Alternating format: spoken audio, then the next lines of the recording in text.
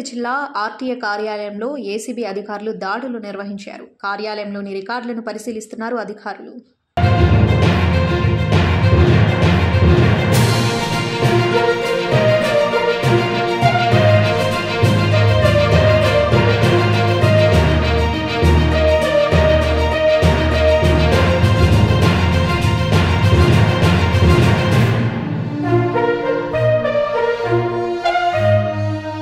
Hi everybody, this is Kiriti Damaraju.